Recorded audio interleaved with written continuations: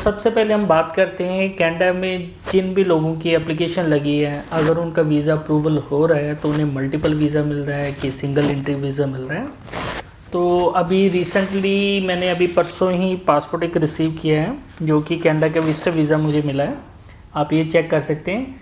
तो इनका वीज़ा जो है 2 नवंबर 2033 तक वैलिड है, यानी कि इन्हें मल्टीपल वीज़ा मिला है। जितने टाइम का इनका पासपोर्ट वैलिड था उतने टाइम का इन्हें वीज़ा मिला है।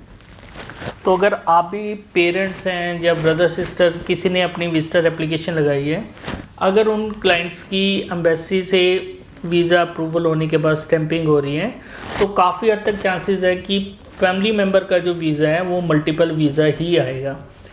काफ़ी केसेस ऐसे होते हैं जो कि होटल बुकिंग पर एज ए टूरिस्ट फाइल लग रही है, या फिर आप किसी पर्टिकुलर ओकेशन के लिए कनाडा में अप्लाई किया है, शादी हो गई है या आप किसी कन्वोकेशन को अटेंड करने जा रहे हैं फ्रेंड सर्कल में, तो उन केसेस में हम ये प्रेडिक्ट कर सकते हैं कि मे बी कनाडा उन एप्लीकेशन को जो मल्टीपल वीज़ा ना दे, सिंगल एंट्री वीज़ा दें या फिर कोई टाइम ड्यूरेशन वाला वीज़ा दे दें। तो अभी फ़िलहाल फैमिली मेम्बर को इस बारे में चिंता करने की ज़रूरत नहीं है कि अगर उनका वीज़ा अप्रूवल हो रहा है तो उन्हें मल्टीपल वीज़ा मिलेगा कि नहीं मिलेगा। फ़िलहाल जो हमें वीज़ा रिसीव हुआ है वो मल्टीपल वीज़ा ही रिसीव हुआ है।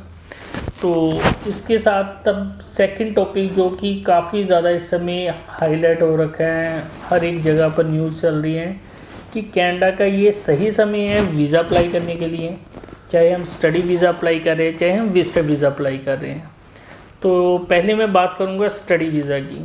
तो स्टडी वीज़ा अगर आप अपना अप्लाई करने का सोच रहे हैं तो निश्चित तौर पर जैसे आपको पहले कनाडा का स्टडी वीज़ा अप्लाई करने में कोई इशू नहीं था, उसी तरीके से अगर आप अभी भी अपना कनाडा का स्टडी वीज़ा अप्लाई कर रहे हैं तो वहाँ पर भी वीज़ा चांसेस आपके काफ़ी ज़्यादा अच्छे रहेंगे। उसका कारण है कि अभी तो फ़िलहाल जैसे उन्होंने SDS रूल ख़त्म कर दिए हैं, तो आप सिंपल वे में अपनी एप्लीकेशन लगाते हैं जिसमें आप अपना 1 साल की फ़ीस पे कर रहे हैं, साथ में आप अपने लिविंग एक्सपेंसेस है वो आपको जो आपका GIC अकाउंट होता था उसके ज़रिए शो करने की ज़रूरत नहीं पड़ रही है। आप वैसे ही अपने फाइनेंशियल सेविंग FD वगैरह है वो शो करके अपनी एप्लीकेशन है वो सबमिट कर सकते हैं।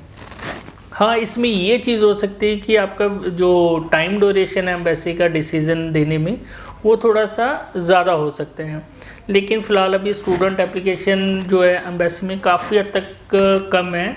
तो डिसीज़न भी ऐसा नहीं है कि स्टूडेंट एप्लीकेशन पर एम्बेसी जो डिसीज़न है काफ़ी लेट देगी, तो वहाँ पर भी आपको डिसीज़न जल्दी मिल सकता है और वीज़ा अप्रूवल के चांसेस भी काफ़ी हाई रह सकते हैं, क्योंकि इस समय कनाडा में स्टूडेंट एप्लीकेशन काफ़ी ना के बराबर। अगर आपका ऐसा कोई प्लान है कि कनाडा का स्टडी वीज़ा अप्लाई करना चाहते हो तो आप बेझिझक होकर अपना जो कनाडा का स्टडी वीज़ा है वो अप्लाई कर सकते हैं।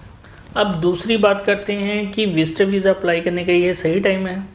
तो मैं अभी कुछ पिछले 1 हफ्ते के अगर मैं डिसीज़न टाइप देखूं कि क्या कनाडा का सिनेरियो एम्बेसी कैसे डिसीज़न दे रही है, तो मैं यही अभी फ़िलहाल सजेस्ट करूंगा कि इस समय कनाडा में विजिटर वीज़ा अप्लाई करना बिल्कुल सही नहीं है, क्योंकि कनाडा ऑलमोस्ट एप्लीकेशन जो एम्बेसी में पंच हो रही हैं उन्हें विदाउट रिव्यू किए सीधा ही उनका रिफ्यूज़ल जो है वो दे रही है। जैसे कि पहले होता था कि आपकी एप्लीकेशन एम्बेसी में पंच हो रही है, उसके बाद आपकी एप्लीकेशन रिव्यू में जाती थी, एम्बेसी चेक करती थी एप्लीकेशन, देन आपके एप्लीकेशन पर डिसीज़न दिया जा रहा था। लेकिन अब ऐसा नहीं है। अगर आप अब फाइल अपनी एम्बेसी में पंच कर रहे हैं तो विद इन 3 to 4 डे में वो आपकी एप्लीकेशन विदाउट रिव्यू में डाले सीधा ही रिजेक्शन लेटर सेंड कर रहे हैं। और मोस्टली अगर मैं बात करूं 95% एप्लीकेशन जो हैं वो सारी की सारी इन्होंने सेम टू सेम रिफ्यूज़ल हर एक एप्लीकेशन पर दिया है। मुझे भी ऐसी कई मेरी विजिटर एप्लीकेशन थी जो सबमिट हुई थी एम्बेसी में, मुझे भी उन एप्लीकेशन पर रिफ्यूज़ल का सामना करना पड़ रहा है। तो ये ऐसा नहीं है कि किसी पर्टिकुलर एजेंट को ये चीज़ फेस करनी पड़ रही है। ऑल ओवर कंट्री से अगर हम जो भी कनाडा की विजिटर वीज़ा टूरिस्ट फाइल लगा रहे हैं मोस्टली एप्लीकेशन में उन्हें रिफ्यूज़ल का सामना करना पड़ रहा है।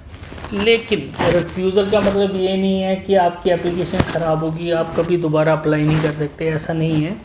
ये जस्ट अभी आपको अपना जो इनका पॉलिटिकल इशू चल रहा है कनाडा में इस समय, वो चाह रहे हैं कि उस चीज़ को सॉर्ट आउट करने के लिए अभी इमिग्रेशन वाली जितनी भी एप्लीकेशन ऐसी आ रही हैं उन एप्लीकेशन को वो जल्द से जल्द वाइंड अप करें। अपना बैकलॉग को ख़त्म करने के चक्कर में बिना रिव्यू में डाले हुए एप्लीकेशन को रिफ्यूज़ कर रहे हैं। तो अगर मैं अब बात करूं कि अब हमें अप्लाई करना चाहिए कि नहीं, तो फ़िलहाल हमारा ये सजेशन है कि अभी आप कुछ टाइम के लिए अपना जो एप्लीकेशन है वो स्टे पे रखिए, क्योंकि अभी जितनी भी एप्लीकेशन लगी थी उनमें डिसीज़न जो है पॉजिटिव के चांसेस काफ़ी कम है। ऐसा नहीं है कि सभी की सभी एप्लीकेशन रिफ्यूज़ हो रही हैं, लेकिन मोस्टली एप्लीकेशन रिफ्यूज़ हो रही हैं। जैसे अभी वीडियो में मैंने पहले आपको दिखाया, अभी 3 दिन पहले ही मुझे पासपोर्ट रिसीव हुआ। तो ये पासपोर्ट की अभी रिसेंटली हमारी एप्लीकेशन लगी थी जिसमें इनका वीज़ा अप्रूवल हुआ है। तो आपका भी अगर ऐसा प्लान है वीज़ा अप्लाई करने का, अपने फैमिली मेम्बर के पास कनाडा में जाना चाह रहे हैं, तो फ़िलहाल अभी अपने प्लान को थोड़ा सा पोस्टपोन कर लीजिए, या फिर आप रिफ्यूज़ल का सामना ऑलरेडी कर चुके हैं तब भी आपको कोई भी चिंता करने की ज़रूरत नहीं है। अभी आपने जस्ट थोड़ा अपने प्लान को है दोबारा से पोस्टपोन करना है और आपको वेट करना है आगे कुछ इनके चेंजेस होते हैं कि नहीं, क्योंकि डेली बेस पर एम्बेसी कुछ ना कुछ चेंजेस लगातार करती रह रही है। वो चेंजेस होने के कारण एम्बेसी को भी ये कंफर्म नहीं हो रहा कि किस हिसाब से उन्हें डिसीज़न देना है। तो जैसे अब नेक्स्ट ईयर में मे बी कनाडा में जैसे इलेक्शंस हैं, तो तब तक ये इनका शायद रहेगा एम्बेसी पर भी प्रेशर कि अभी कोई भी एप्लीकेशन है विजिटर वाली उनको अप्रूवल जो है चांसेस वो कम रखें।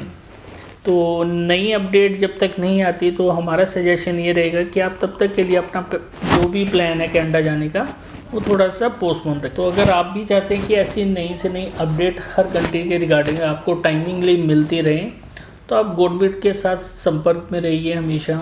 हमारे YouTube चैनल को सब्सक्राइब करके रखिए, इंस्टा पेज फेसबुक को आप फॉलो कीजिए, वहाँ पर आपको लेटेस्ट अपडेट हमेशा टाइमिंगली मिलती रहेगी। तो मिलते हैं नई वीडियो में नई जानकारी के साथ। धन्यवाद जी।